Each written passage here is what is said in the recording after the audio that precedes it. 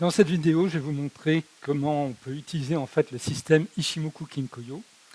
C'est un système qui paraît un petit peu complexe au premier abord quand on regarde les lignes sur le graphique, mais en final, c'est un système qui est relativement simple. Alors, naturellement, pour utiliser n'importe quel système, il faut se former. Je vous rappelle que la formation est primordiale en trading. On n'obtient pas instantanément la lumière qui va vous permettre de trader sans aucun problème. Il faut pas mal d'expérience, il faut s'entraîner. Alors, vous avez différentes façons de faire, ou vous le faites par vous-même, ce que moi j'ai fait personnellement quand j'étais plus jeune. Et dans ces cas-là, vous aurez une excellente formation parce que apprendre de ces échecs vous permet en fait d'avancer beaucoup plus loin et d'aller voir dans des détails que vous ne trouverez pas obligatoirement dans des formations. Alors naturellement, plus on est jeune, plus c'est facile pour se lancer comme ça et faire ses tests. Mais quand on arrive à un certain âge, il est sûr que, en général, on veut avoir des résultats beaucoup plus rapidement. Et dans ces cas-là, moi, je vous conseille plutôt de vous adresser à des formateurs, investir dans des formations qui vont vous permettre d'aller un petit peu plus vite et de brûler quelques étapes, mais qui ne vous empêcheront pas quand même de faire vos recherches par vous-même, en plus des formations que vous aurez regardées de votre côté. Alors, je vous rappelle pour ceux qui ne savent pas, que actuellement, personnellement, j'ai décidé de faire une promotion sur toutes mes formations et sur tous mes robots jusqu'au 22 septembre, avec donc une réduction de moins 40%. Et à la fin de cette vidéo, vous aurez le coupon comment s'appelle, pour la réduction à indiquer, si jamais ça vous intéresse et si jamais vous voulez griller quelques étapes et aller un petit peu plus vite dans la compréhension du trading, que ce soit avec Ichimoku, les formes harmoniques, le market profile ou n'importe quoi. Moi, j'ai édité pas mal de formations. Alors, revenons maintenant au système Ichimoku Kinkoyo. Alors, comme je vous disais, de prime abord, le système Ichimoku Kinkoyo est un système qui peut paraître un peu compliqué. Alors, le système Ichimoku Kinkoyo a été créé par un journaliste, en fin de compte, japonais, qui s'appelle Goichi Osoda, qui, dans les années 1930-1940, a essayé de créer un système pour pouvoir trader les matières premières, et donc principalement le riz, donc au Japon. Il a mis très longtemps à mettre son système en place. En fait, il l'avait pratiquement finalisé en 1947. Il a fait travailler pendant 20 ans des étudiants pour affiner sa méthode, pour qu'elle soit absolument parfaite, telle que lui, il voulait l'avoir. Donc en fait, ce système est sorti dans le public en 1968 et depuis, elle est utilisée par de nombreux traders professionnels parce qu'elle a beaucoup d'avantages par rapport à d'autres systèmes. Je vais vous montrer lesquels. Alors tout d'abord, ce système est composé de 5 lignes, 5 courbes différentes. Donc une verte ici qui est le Shinkunspan. Nous avons la rouge ici donc, qui est le Tenken-sen, la bleue qui est le Kijun-sen. Nous avons également en fait 2 lignes qui vont déterminer une zone qu'on appelle communément un kumo, c'est-à-dire un nuage. Donc il y a le Senkunspan A qui est ici, le Senkunspan B qui est ici. Alors le Senkunspan A est en dessous le B quand le kumo, donc le nuage, est en vente, et le Senkunspan A est au-dessus du kumo, au-dessus du Senkunspan B, pardon, quand le kumo est en achat. Alors, l'intérêt de tout ça, c'est que, en fait, visuellement, on sait en un clin d'œil ce qui se passe sur le graphique. Quand les cours sont en dessous le kumo, le système est en vente. Quand les cours sont au-dessus du kumo, le système est en achat. Mais pour qu'il soit en vente, par exemple, il faut également que le kumo soit en vente. Donc, le kumo, lui, est toujours à 26 bougies après la bougie en cours. Là, par exemple, ici, quand les cours sont passés en dessous le kumo, si on regarde là, voilà. Là, vous pouvez considérer le système en vente avec le système du Kumo, simplement à partir de la bougie qui était ici. Et pareil, si vous regardez bien, la ligne verte, elle est à 26 bougies avant la bougie en cours. Donc là, c'est pareil. Quand la ligne verte va être, alors, 5, 26, voilà, elle est ici. Donc à ce niveau-là, au niveau de cette bougie-là. Donc, ce qui veut dire que déjà, le Shinkunspan, lui, était en vente, mais le Kumo Futur n'était pas encore en vente. Il fallait donc attendre un petit peu, quelques bougies, pour pouvoir partir en vente dans des conditions plus de sécurité. Alors, naturellement, vous pouvez très bien transgresser certaines de ces règles, à condition de le faire sciemment. Ben, je vais vous montrer mes trades. Et je vais vous expliquer en gros pourquoi j'ai pris ces trades-là. Je ne rentrerai pas dans tous les détails, parce que en fait, j'utilise donc le système Ishimoku Kinkoyo, mais j'utilise aussi des signaux donnés par mon robot EATFL, qui a la majorité de ces signaux qui sont basés sur le système Ishimoku Kinkoyo.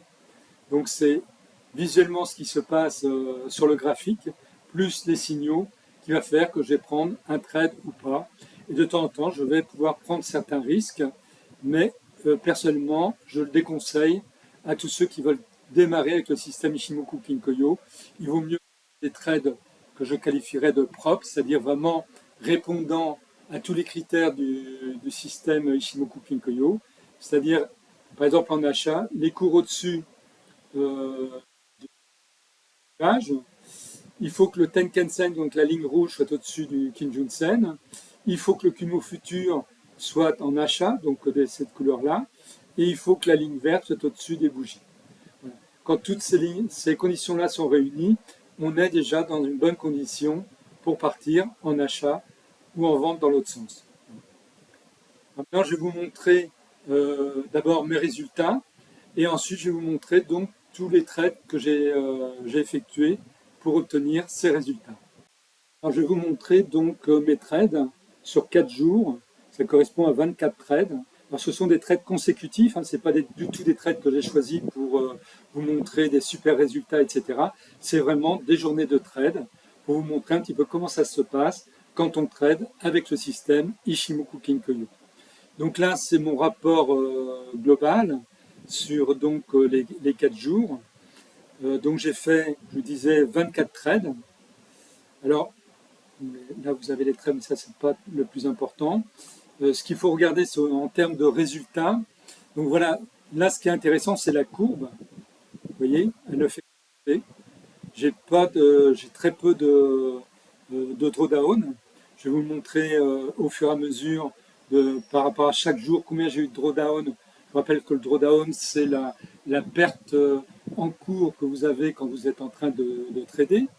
Quand je dis en cours, c'est parce que vous n'avez pas débouclé l'opération. Donc ça permet de voir un petit peu jusqu'à combien vous étiez en perte en cours sur vos trades. Ça, c'est important.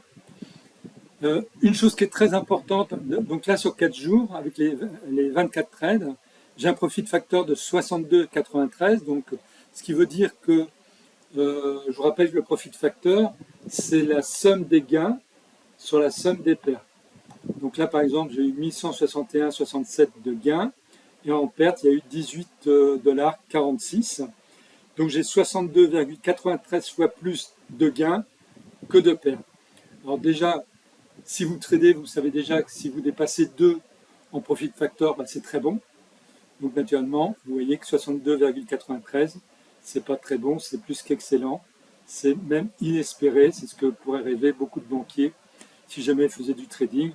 Naturellement, il est beaucoup plus facile d'avoir de très bons résultats en tant qu'individu, alors que des grands professionnels qui manipulent des millions de dollars ou d'euros, bien pour eux, ils ont des règles très strictes à respecter et ils ne peuvent pas du tout obtenir ce style de résultat.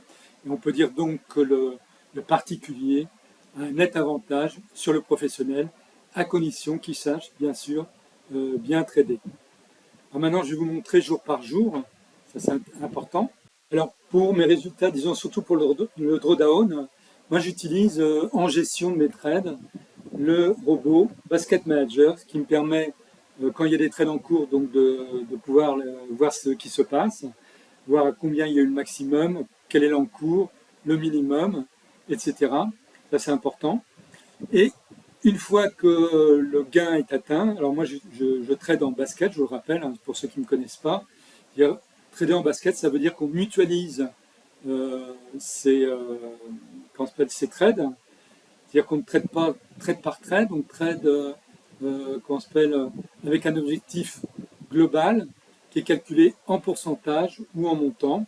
Donc moi je vise un objectif de 3% en général, qui va donc évoluer au fur et à mesure que mon capital va évoluer.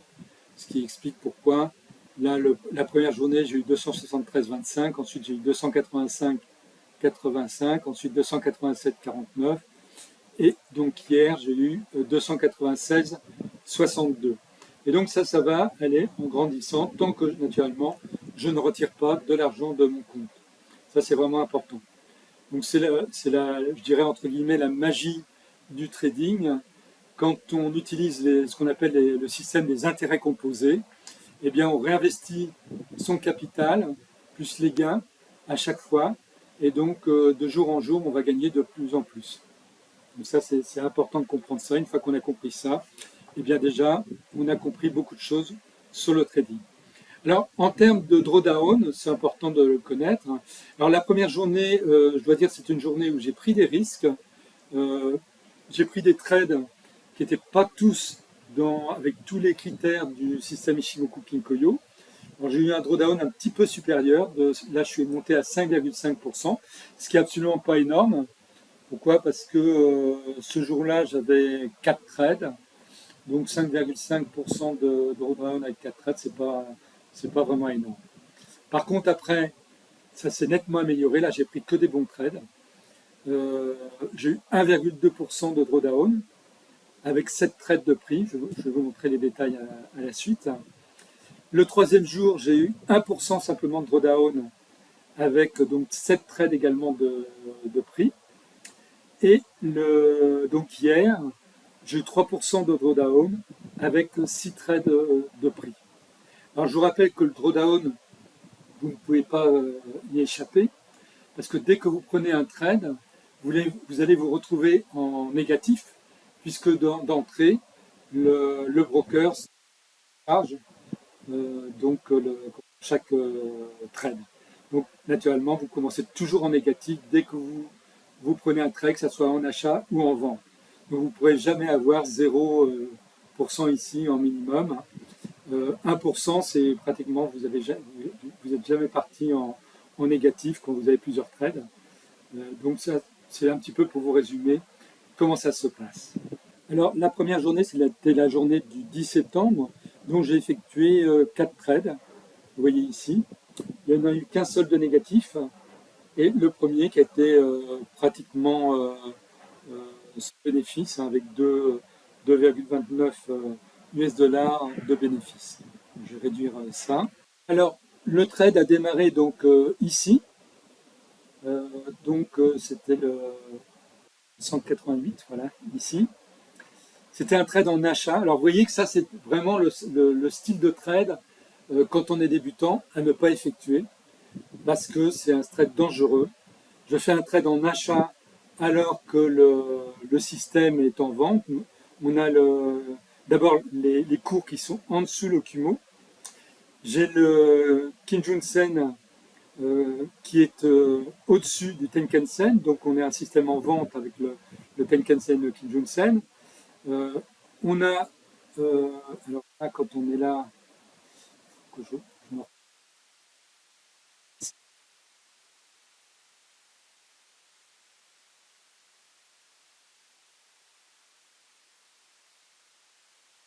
si c'est ici.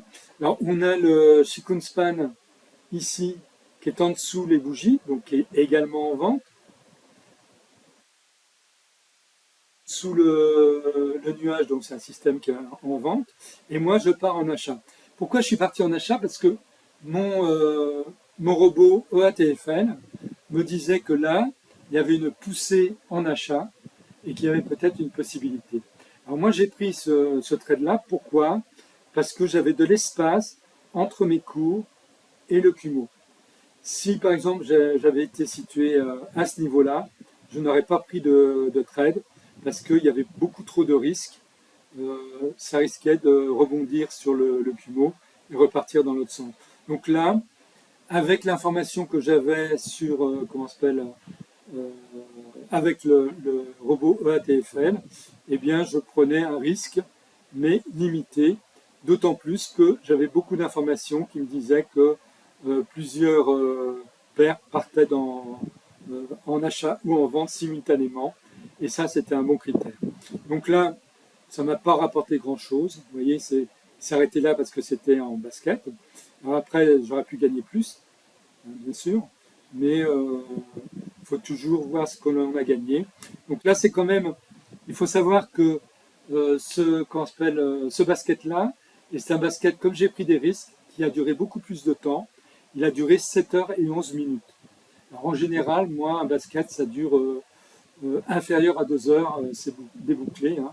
En général, ça tourne autour d'une heure et c'est débouclé. Mais là, comme j'ai pris des risques ce jour-là, et bien naturellement, dès qu'on prend des risques, c'est pas parce qu'on ne va pas gagner, mais par contre, ça risque de prendre beaucoup plus de temps. Alors, on va passer au trade suivant maintenant. Alors, le trade suivant, c'est sur Euro CHF, c'est le trade qui m'aura rapporté le plus, 225 $56. C'était un trade en vente. Il a démarré ici, comme vous voyez, et il a terminé donc ici. J'aurais pu gagner naturellement beaucoup plus, mais comme je vous dis, moi, je trade en basket et je ne me lamente pas par rapport à ce que je n'ai pas gagné. Je préfère me contenter de ce que j'ai désiré gagner, c'est-à-dire 3% dans la journée. Moi, ça me suffit amplement. Alors là, c'est pareil, c'est un trade qui était, comment s'appelle, qui ne respectait pas le système Ishimoku Kinkoyo en totalité. Mais par contre, j'avais pas mal de points, de signaux qui me disaient avec le robot EATFL que je pouvais partir en vente sur cette paire-là. Donc moi, je suis parti ici. Naturellement, les cours après sont remontés, mais il faut savoir que quand je suis parti ici, tout ça, c'était en vente. Donc là, comme l'ouverture était ici, je suis parti ici, on avait donc une bougie qui était pas mal en vente. On avait une résistance qui était ici, qui était très nette, hein, vraiment très très importante. Et donc je me suis dit que c'était un trade à faire, naturellement dangereux, puisque ne respectant pas le système Ishimoku Kinkoyo en totalité, mais avec l'appui des signaux de mon robot OATFL, eh bien, j'ai pu prendre ce trade-là sans problème. C'était vraiment un des trades les meilleurs, puisque vous voyez, au moment où c'était par ici, on a un système de Takana, c'est-à-dire que le Tenken-sen colle presque au Kijun-sen. Ça veut dire qu'il y a une très très grande force en vente.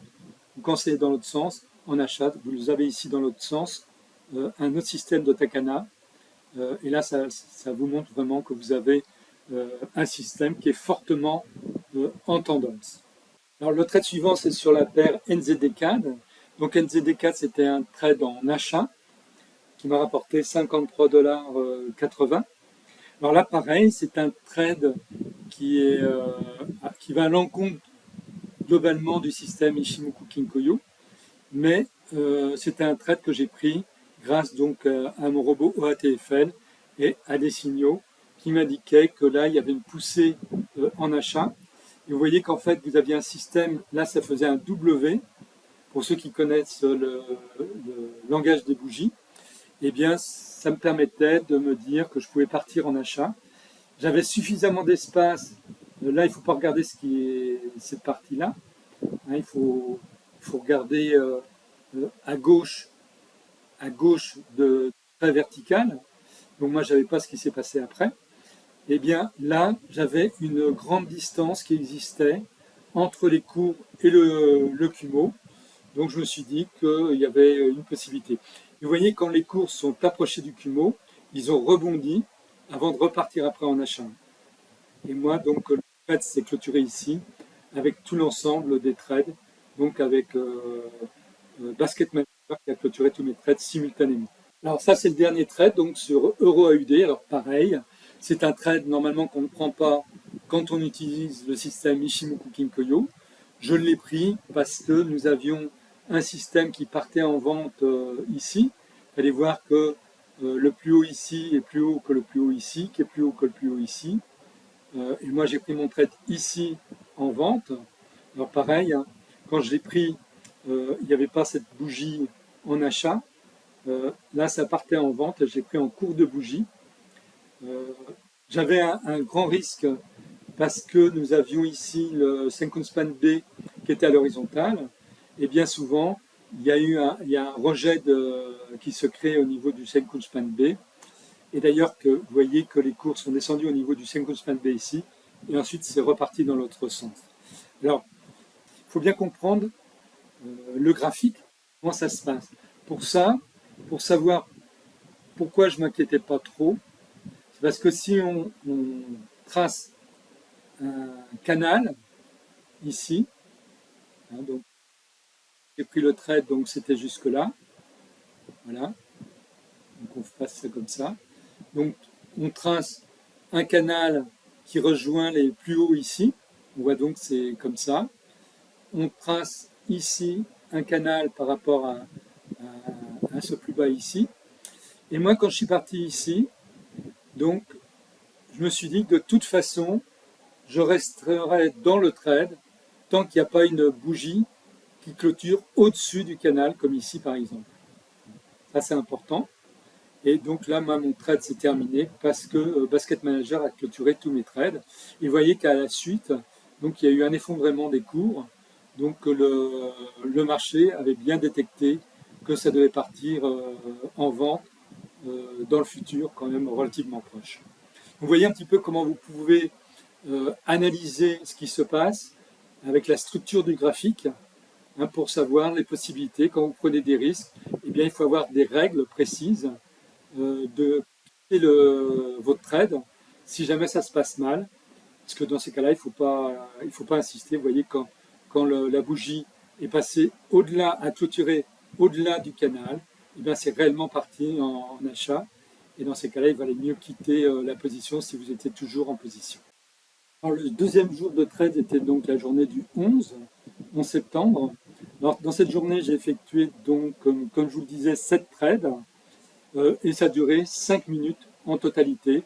Pourquoi? Parce que en fait, nous avions JPY qui était donc fortement en achat. Et donc, j'ai pris que des paires avec JPY simultanément, pratiquement à quelques minutes, vous voyez, 34, 35, 35, 35, 36, 36, 37. Donc, vraiment à la suite. Et en fait, avec ces 7 trades-là, j'ai pas eu besoin d'avoir énormément par trade. Vous voyez que là, par exemple, le premier, c'est 43,27 de gain, 52,28, 32,64, 47,47, 76,71, 42,47. Et j'ai eu un seul trade négatif de moins 8,99. Et donc, ce qui fait qu'en quelques minutes, comme il y a une très forte poussée grâce à la force sur JPY, donc le yen, ça m'a fait déboucler complètement mon basket. Alors, le premier trade, je vais réduire ma fenêtre maintenant. Voilà. Mon premier trade, c'était sur NZD-JPY. Alors, NZD-JPY, donc, c'était en vente. C'est un trade qui a démarré ici et qui s'est donc clôturé dans la même bougie. Vous voyez, vraiment, c'était hyper rapide. Vous voyez qu'en fin de compte, pour obtenir 3% dans une journée, il ne faut pas des amplitudes de cours énormes sur le Forex. En termes de stop loss, hein, parce que certainement vous vous inquiétez au niveau où j'ai positionné le stop loss, hein, je le positionne toujours au dernier plus haut, au dernier plus bas, comme ça. Donc là, j'avais positionné le stop loss ici. Et vous voyez que cette petite fluctuation a fait qu'avec l'ensemble des autres trades, j'ai pu obtenir 3% de gain. C'est maintenant au trade suivant. Alors naturellement, tous ces jours, que ce soit à partir disons du 12, j'ai complètement respecté le système Ichimoku Kinkoyo. de façon à avoir vraiment des résultats beaucoup plus en termes de temps et pas avoir des trades qui durent trop longtemps. Donc là, le deuxième trade, c'était sur la paire AUD-JPY. Là, c'est pareil. J'ai démarré ici, ça clôturait donc ici. C'était, vous voyez, on était largement en vente, il n'y avait pas de souci. Et ça continuait en plus. J'aurais pu faire ce jour-là, j'aurais pu faire beaucoup plus, bien entendu. Mais comme je vous dis, il ne faut jamais regretter ce que vous n'avez pas gagné. Il faut être content de ce que vous gagnez. C'est vraiment le principal. Donc là, ça m'a fait gagner 52,28 US$ sur ce trade-là. Le trade suivant, c'était sur la paire CAD de JPY. C'était également un trade en vente. Vous voyez que là, on est vraiment bien en vente. En plus, les, comment on s'appelle, les Tenkan-sen et Kijun-sen ne sont pas énormément éloignés les unes de l'autre. Ça, c'est vraiment important. Quand vous avez les cours qui sont le plus proches possible, ça veut dire qu'on a une forte poussée, donc en vente ou en achat. Donc là, c'était en vente. Terminé ici, au cours de la bougie. Vous voyez, pareil, très faible amplitude. Hein, et ça a fait gagner 32 US$ 64. Alors, j'ai continué avec la paire 4 JPY. Vous voyez, toujours une paire en JPY.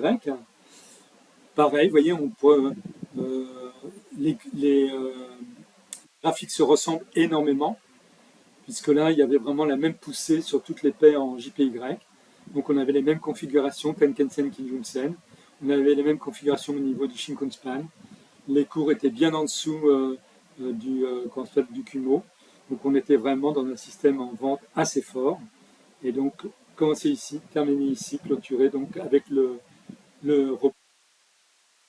ça rapporté 47 US$ 47.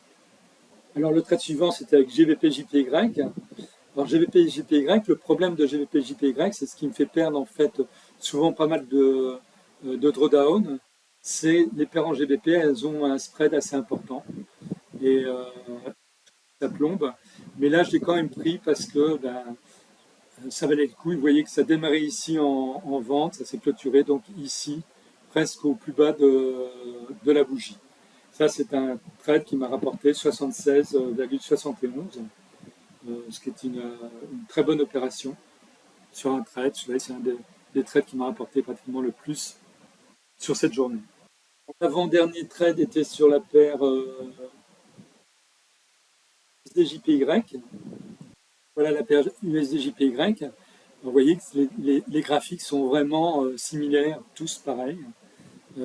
Trade démarré ici, clôturé ici, dans la même bougie. Et donc, c'est un trade qui m'a rapporté 42,47 $. Alors, le dernier trade de la journée, c'était sur CHF-JPY. C'était le seul trade négatif. Il a démarré ici en vente, il a clôturé ici. Il est négatif, pourquoi? Parce que trade en basket, sinon, naturellement, il aurait été positif.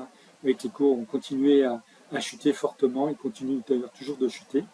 Donc là, c'est juste un petit trade qui m'a fait perdre 8,99 $. Mais bon, dans l'ensemble, moi j'avais gagné mes 3%. C'était donc une excellente journée, cette journée donc du 11 septembre. La journée suivante, c'était la journée du 12 septembre. Cette journée du 12 septembre, j'ai effectué donc 7 trades. Pareil, donc clairement j'ai obtenu 3%. Il y avait donc un seul trade de négatif qui m'a fait perdre 1,07 $. Vous voyez, c'est vraiment très peu. Alors, on va commencer par le premier trade.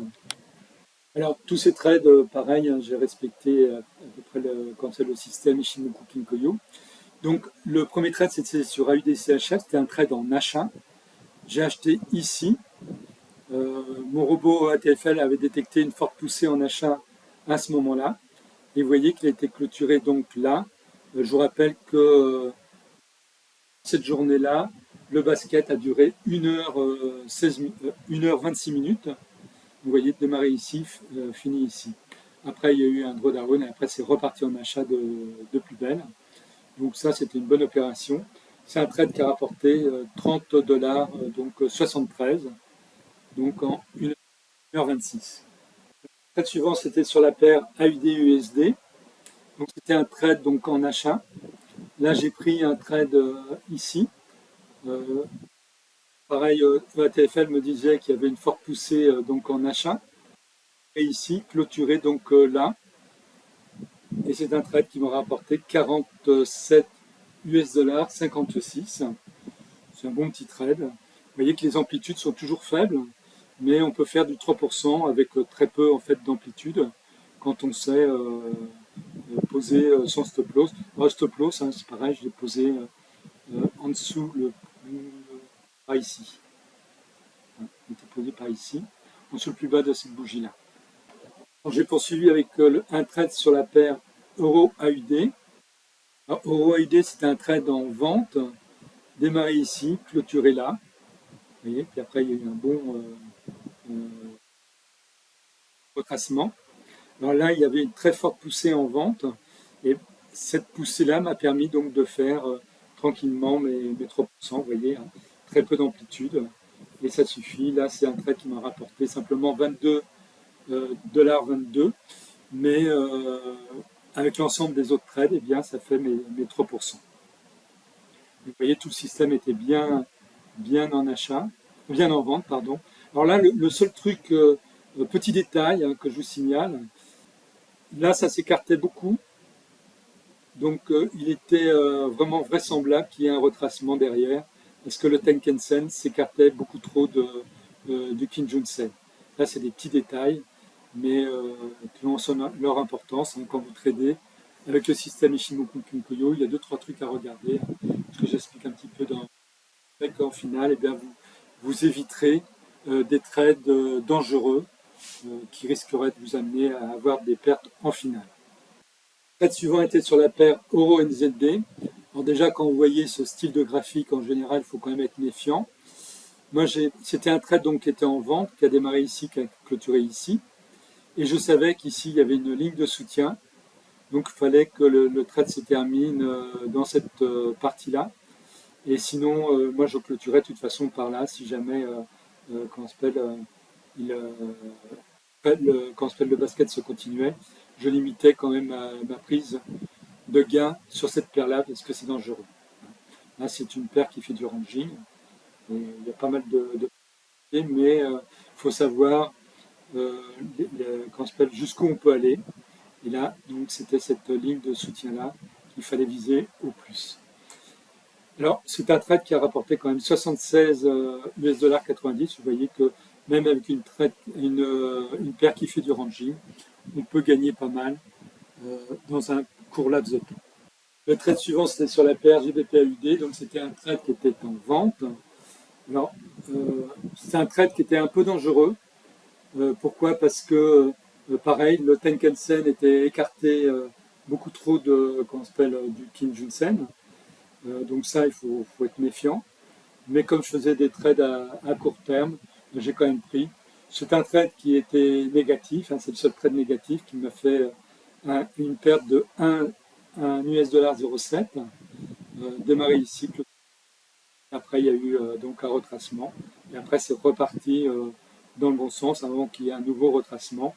Et là qui annonce peut-être un retournement de tendance parce que nous avons déjà le Tenkan Sen qui est en achat par rapport au Kijun Sen. Pareil avec le trade sur GBP-NZD, vous voyez que c'est une paire qui fait des va-et-vient. Donc il faut être... vous savez qu'il y avait une ligne de soutien ici. Pour ceux qui connaissent mal le système Ichimoku Kinkoyo, vous savez que quand vous avez des lignes horizontales comme ça, ce sont des lignes de soutien. Ici, vous avez une ligne de soutien. Là, vous avez une autre ligne de soutien. Donc là, je savais que les cours risquaient de buter par là. Mais il y avait quand même une forte poussée en vente. Et donc, j'ai profité de cette forte poussée en vente-là. Et c'est un trade qui m'aura rapporté 52 dollars 98. Alors, cette journée s'est finie sur un trade sur NZD chez HF. C'était un trade en achat qui a démarré donc ici, qui a terminé ici. Donc là, c'est pareil, il y avait une forte poussée en achat sur cette paire-là. Et j'ai profité de cette poussée pour gagner eh bien 58,17 $. Vous voyez, il y a eu un retracement et les cours sont repartis donc en achat. Mais donc là, c'était quand même une bonne possibilité de trade. En plus, on était en début de retournement de tendance. Donc même si je m'étais tapé le retracement ici, je savais que de toute façon, normalement, ça devait repartir dans le bon sens. Donc voilà pour cette journée du 12 septembre. Donc 7 trades avec un seul petit perdant et un profit factor qui était énorme puisque ce jour-là, il correspondait à 269,68. Alors la dernière journée, c'est-à-dire le 13 septembre, c'est-à-dire vendredi, donc hier, j'ai effectué donc 6 trades et donc tous ont été positifs. Les trades, je vous rappelle, ont duré en tout 1 h et 11 minutes. Le premier trade a été sur la paire CAD JPY. Alors c'était un trade donc qui était en vente, qui a démarré donc ici, clôturé ici. Vous voyez que donc toujours pareil en basket, hein, l'amplitude a été très faible pour pouvoir obtenir 3% donc en un basket, comme ici précédemment. Donc vous voyez, c'est à peu près le même style d'amplitude. Donc quoi, il ne faut pas grand-chose en fait pour pouvoir gagner 3%, hein, quand on sait bien choisir ses trades. Voilà, c'est pareil, c'était un trade, il n'y avait rien à dire, tout était bien en vente, le système était vraiment correct, hein. Tous les trades que j'ai effectués, excepté la première journée, respectaient vraiment le système Ishimoku Kinkoyo. Le trade suivant, c'était sur la paire CHF-JPY, donc trade en vente également. Et vous voyez que donc positionné ici, clôturé ici, c'est une paire disons, qui en général j'aime pas trop parce que il y a quelques surprises de temps en temps avec cette paire-là. Mais là, ça s'est bien passé. J'avais vraiment une bonne force en vente qui disait que je pouvais partir en vente sans trop de problèmes pour faire un trade et avoir un gain de 3% en peu de temps. Le trade suivant, c'était sur Euro JPY. Tous mes trades, en fait, étaient sur des paires en JPY. Pourquoi? Parce qu'il y a une très forte poussée au niveau du yen en achat. Et donc, toutes les paires qui étaient avec le yen sont parties en vente simultanément, ce qui m'a permis de faire donc ces trades-là. C'est pour ça qu'il faut toujours surveiller le yen, parce que quand il part vraiment ou en achat fortement ou en vente fortement, en général, on peut faire des trades simultanément sur tout un tas de paires. Naturellement, on est en forte corrélation d'une paire à l'autre, mais ce n'est pas très grave dans le sens que ponctuellement, ce sont des trades qui vont vous permettre de générer du 3% en peu de temps. Donc EuroJPY, départ ici en vente, clôturé ici en vente. Vous voyez, ça a continué. Vous voyez que dans la journée, j'aurais pu faire certainement beaucoup plus que les 3%. Mais bon, chacun sa limite. Moi, je dis, la vie n'est pas trop chère. Donc autant ne pas non plus vouloir gagner style du 10% par jour, devenir complètement fou. Ça ne sert strictement à rien. Enfin pour moi en tout cas. Le trade suivant, c'était sur la paire GBP-JPY. Donc c'était également un trade en vente. Alors là, le système Ishimoku Kinkoyo n'était pas entièrement en vente. Et étant donné la forte poussée du yen, les cours étaient passés sous le Kumo. Donc personnellement, j'ai anticipé et j'ai bien fait parce que, vous voyez, ça m'a fait mon basket en peu ici. Et après, ça aurait pu gagner beaucoup plus également, parce que ça allait dans le bon sens. C'est vraiment une journée qui était correcte pour ça. Hein, le yen avait vraiment pris de l'importance.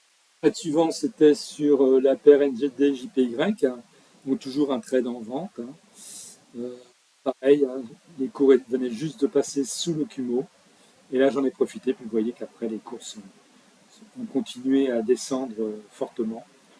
Donc, il y avait vraiment de quoi faire cette journée-là pour tous ceux qui ont voulu trader les paires avec JPY.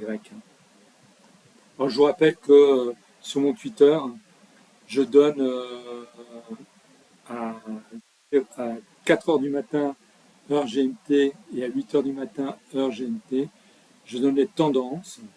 Et là, vous aviez les tendances qui étaient bonnes pour ces paires-là, qui étaient données. Donc, j'espère que vous avez pu en profiter.